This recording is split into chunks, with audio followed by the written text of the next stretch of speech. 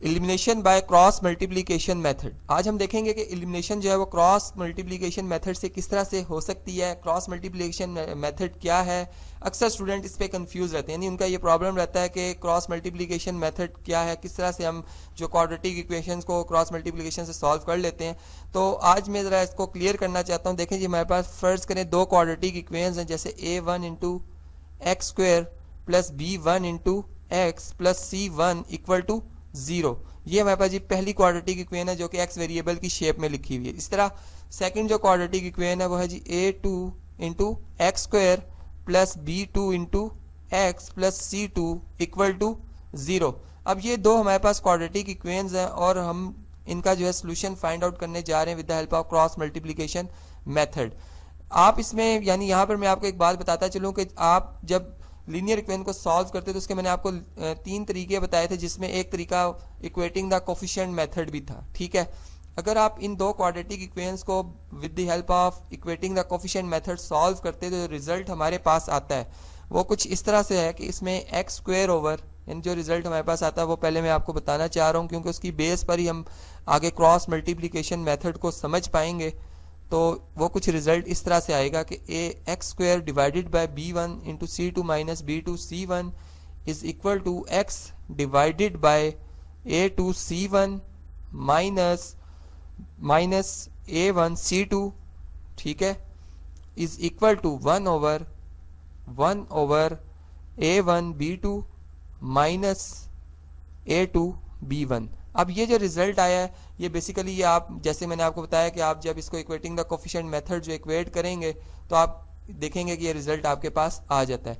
अब बेसिकली जब हम क्रॉस मल्टीप्लिकेशन मेथड स्टार्ट करते हैं तो इसमें हम ये करते हैं कि जो पहली इक्वेशन है उसमें तरतीब में सबसे पहले इसको डिसेंडिंग ऑर्डर में लिखते हैं दोनों इक्वेशंस को, यानी ये रूल है कि दोनों इक्वेशंस को आपने डिसेंडिंग ऑर्डर में लिखना है और उसके बाद सबसे पहले एक्स स्क्वेयर का जो कोफिशिएंट है वो लिखा जाएगा और जो भी साइन आ रहा है पॉजिटिव है नेगेटिव है आप लिखेंगे। ठीक है, इस तरह एक्स का जो भी कोफिशिएंट है जैसा यहाँ पर हमारे पास b1 है वो हम लिखेंगे। इसी तरह कांस्टेंट टर्म हमारे पास क्या है जी, c1 है। ठीक है, a1 b1 c1।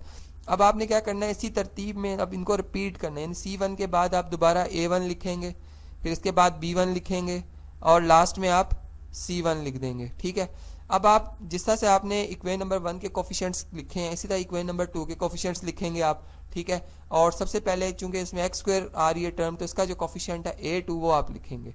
ठीक, तो यहाँ पर a2 यानी a1 के नीचे ही a2 आएगा यहाँ पर, सही है, और b1 के सामने बिल्कुल यहाँ पर b2 आएगा और c1 के सामने बिल्कुल यहाँ पर c2।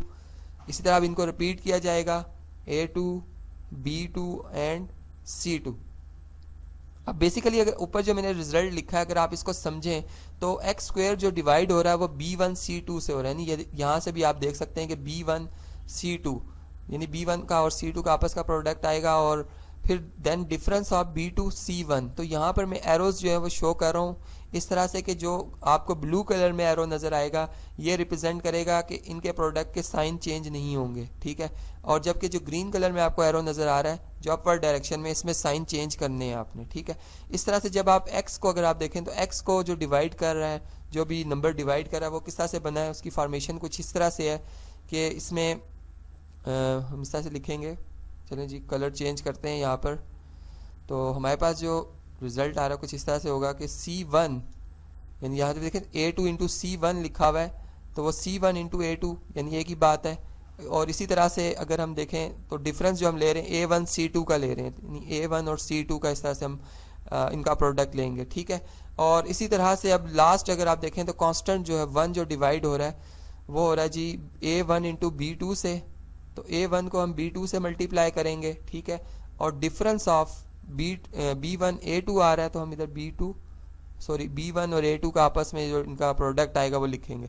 अब आप देख सकते हैं यहाँ पे मैंने ग्रीन कलर में जो एरोज यूज़ किए हैं वो एक ख़ास पर्पस के लिए हैं और मज़ीद हमने इसमें जो बात समझी वो ये समझी कि a1 a2 ये चूँकि इसमें शामिल नहीं हो रहे, इस रिज़ल्ट में शामिल नहीं है, इसलिए इनको हम इग्नोर कर देंगे। यहाँ पर हम एक लाइन लगाएंगे, जैसा एक वर्टिकल लाइन होती है जैसा यहाँ भी एक वर्टिकल लाइन लगाएंगे और इसको इस तरह से हम लिख देंगे। ठीक है, यानी ये बेसिकली जो क्रॉस मल्टीप्लिकेशन मेथड है वो बना किस तरह, ये मैं उसकी फॉर्मेशन पे बात कर रहा हूँ।